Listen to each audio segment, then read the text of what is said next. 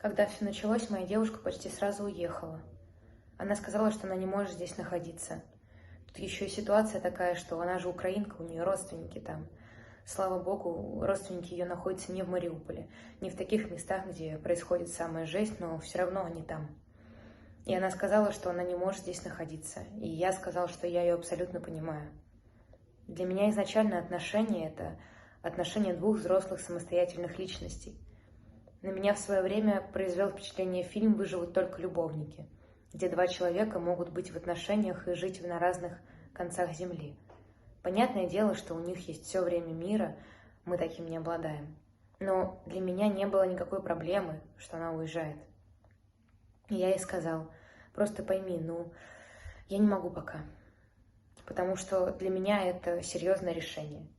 И, в принципе, я не исключаю того момента, что я уеду. То есть я постараюсь держать руку на пульсе, и условно, когда начнется, если начнется прям вообще лютый трэш и пиздец именно в отношении моей личной безопасности, то тогда я уеду.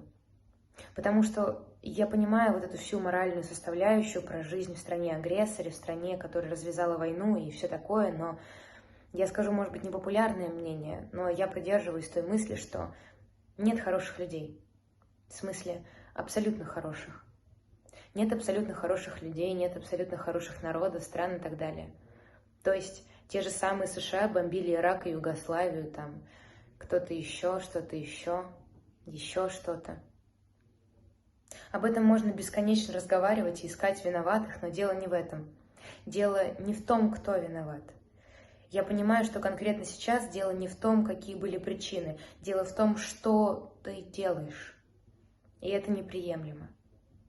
Убивать людей — это неприемлемо. Для меня жить в стране, в которой у власти люди, которые отдают приказ о том, что там происходит, как будто я пока еще могу. Потому что не все здесь такие люди. Страна — это не один человек. Я поэтому на самом деле еще переживаю, когда слышу про то, что объявили страну агрессором, объявили страной, поддерживающей терроризм и так далее. То есть мне все вот это вот не очень нравится, потому что они как будто бы обезличивают, как будто бы обобщают. И еще я понимаю свою девушку, потому что для нее это все-таки не дом.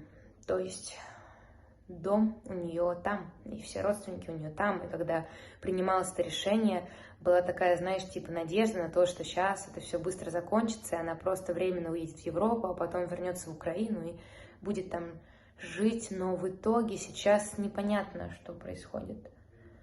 Непонятно, это насколько, надолго ли и так далее. А у меня наоборот получается, что я как будто бы уезжаю из дома. Ну и плюс у меня здесь родственники, семья и все такое. Да, я живу в другом городе, в 2,5 часа лета от родного города и появляюсь там очень редко, но все равно есть какое-то такое ощущение, что в случае чего я могу хотя бы за 2,5 часа быстро долететь действительно до дома. Когда ты находишься в другой стране, это все гораздо сложнее. Мы на самом деле с ней больше про это не разговаривали. То есть это был первый и последний разговор, типа: я уезжаю, а ты? Я ей говорю: ты уезжаешь, я принимаю, я не уезжаю. Такой разговор был, и все, больше мы к этой теме не возвращались. И вот сейчас живем так, она живет там, и я живу здесь. Отношения на расстоянии — это тяжело. Это безумно тяжело. Но вот, как есть пока. Честно говоря, я вообще ничего не загадываю. В смысле, не только в плане отношений, а в плане вообще всего, в плане будущего. Я после школы был таким фаталистом. Просто был по течению, то есть я не строил свое будущее никак. Типа, что есть, то есть, что приходит в руки, то я беру, что не приходит, то я и не буду ничего особо делать. И потом как-то я от этого отошел, и вот сейчас как будто бы опять вернулся в это состояние. Не скажу, что оно мне нравится, потому что в 33 года хочется уже что-то там спланировать и запланировать остаток жизни. Но вот оно сейчас так. и уже ничего не загадываю. Не знаю, помнишь ли ты такой мем про мужика в ростовом костюме тигренка, который говорил: и вообще я уже никому не верю, ничего не жду. Вот примерно такое сейчас состояние. Кстати, я не знаю, ты видела полностью это видео или только вот этот кусочек? Короче, когда я первый раз увидела, я увидела только вот эту фразу про то, что я ни во что не верю, ничего не жду, и посмеялся. А потом нашел полностью вот это интервью, и оказывается, что там мужик, если я не ошибаюсь, он какой-то военный моряк, у которого жизнь пошла по наклонной после того, как он вернулся с армии, и никто его не поддерживает, и все его предали, и все такое. И от этого рождалось, что я никому не верю и ничего не жду. У меня в семье никто не поддерживает это все, но какое-то такое отношение. С начала войны мы толком прям не обсуждали, то есть в лоб я прям ничего, никого не спрашивала. Возможно, я боялся услышать ответ, возможно, еще что-то. Они смотрят телевизор, но при этом они смотрят телевизор, знаешь, каким образом? Типа спорят с ним, скажем так. То есть они, когда смотрят телевизор, они осознают, что то, что говорят по телевизору, это не обязательно истина. Плюс мама у меня пользователь интернета, то есть она может в случае чего в интернете найти какую-то информацию. А бабушка у меня в этом плане больше подвержена влиянию. И последний раз, когда я был дома, мы как раз-таки разговаривали про то, что девушка уехала, как нам тяжело и все такое. И она сказала: ну да, это, конечно, тяжело, ужасно, что вот такая ситуация, что вот так случилось. И вообще, говорит, нахрена они все затеяли, имея в виду людей, которые начали специальную военную операцию. Я говорю: да, бабуля, это ужасно, я согласен с тобой. Потом она мне добавляет: ну, говорит, да это все вот американцы проклятые. А я просто такой: в смысле? Погоди, говорю, в смысле? Как у тебя сложилось одно с другим? Я начинаю с ней разговаривать, я понимаю, да, у нее есть немножко вот этого телека, при этом она не воинствующий человек, ну, не отряды Путина. И я с ней начинаю разговаривать, что американцы тут вообще ни при чем, что никто на нас не нападал, и это мы были первые, и это сейчас главное. А дальше я понимаю, вот я могу сейчас ей рассказать все в подробностях, рассказать про Бучу, про Мариуполь, но потом я думаю, вот она пожилой человек, она живет своей жизнью, как бы доживает свою жизнь.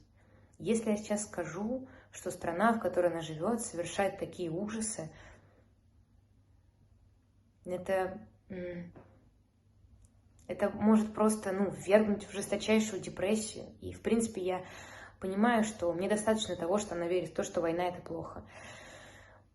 Мне этого было достаточно, я понял, что я не хочу ее грузить какими-то подробностями. Это просто не тот человек, который обязан про это слушать. Но мне так показалось, не знаю, может, я смолодушничал, может, еще что-то. То есть, если какой-то чиновник начнет говорить, что «Ой, ничего не знал», вот он обязан знать.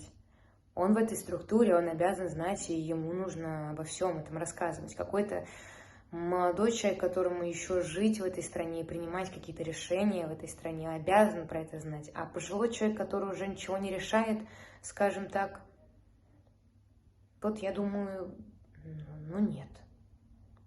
Я всегда думаю про людей, которые умерли в 90-е. Про пожилых людей, которые умерли в 90-е. То есть, представляешь, они родились в советское время, они всю жизнь жили в стране с какими-то идеалами, и в конце жизни выясняется, что все, во что они верили, просто херня и обман, и как будто бы вся твоя жизнь была обман. Мне было очень жалко таких людей. Понятное дело, что были люди, которые родились в советское время, не любили Советский Союз, и для них крушение Советского Союза — это, наоборот, была радость, но были же и те, которые... мне показалось, что это слишком жестоко по отношению к людям. И в этом плане я придерживаюсь мысли, что в каких-то ситуациях можно не договаривать некоторые вещи. Но единственное, что меня напрягает, это их какое-то относительное праздное существование. То есть не праздное, не в смысле, что они ходят по ресторанам или еще что-то, семья не богатая изначально. Но вот мы с мамой созваниваемся, она мне: а как у вас погода? А я вот огурцы полила, то все. А я такой слушаю, понимаю, что это ее жизнь, и я не могу. Типа она спрашивает: а у тебя как? А я говорю: хреново. А она: ой, а что случилось? А я говорю: ну, мам, что случилось? Ну, как ты думаешь? А она меня пытается поддержать, говорит, что вот, да я тебя понимаю, это все плохо, но нельзя постоянно думать о плохом и все такое. Как может она поддерживать, но все равно тяжело общаться. И когда я был дома, собственно, я понимаю, почему это так. Это маленький город в глубине Урала, где вообще никакой войны, вообще ничего нет. Типа, ну о чем речь?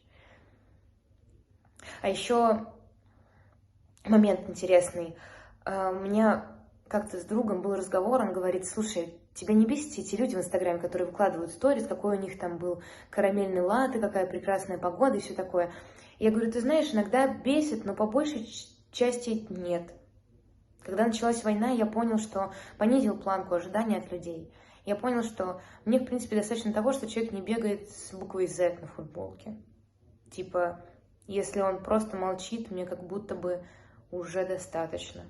Потому что я в Инстаграме знаю своих подписчиков, знаю всех этих людей, знаю друзей и так далее. Я понимаю, что они люди нормальные. Они против убийств и так далее. Просто у всех есть свои причины об этом не заявлять. Я сам как бы не все пощу, что хочу запостить. Но для себя понял, что не могу переступить вот эту какую-то внутреннюю черту, и я не могу выложить там сторис с красивым закатом или просто какую-то фотку с философскими мыслями. Пока у меня весь мой контент — это репосты, касающиеся войны. Но при этом я не сужу тех людей, которые так делают. Это их выбор. И нет такого типа: это ваш выбор, вам потом с ними жить. Я с ними продолжаю общаться, реагирую на сторис, ставлю лайки. Как бы это их жизнь, а это моя жизнь. С этой точки зрения мне как будто бы достаточно, что мои родители просто не поддерживают.